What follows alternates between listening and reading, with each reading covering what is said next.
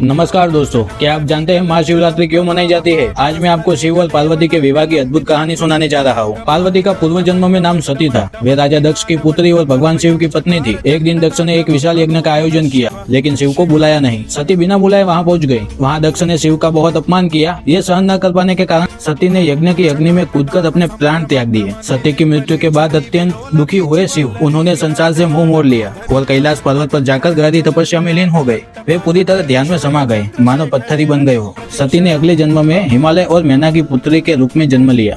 उनका नाम पार्वती रखा गया। बचपन से ही उनके मन में शिव के प्रति अटूट प्रेम था। नारद मुनि ने बताया कि पार्वती का विवाह केवल शिव से ही होगा, लेकिन इसके लिए उन्हें कठोर तपस्या करनी पड़ेगी।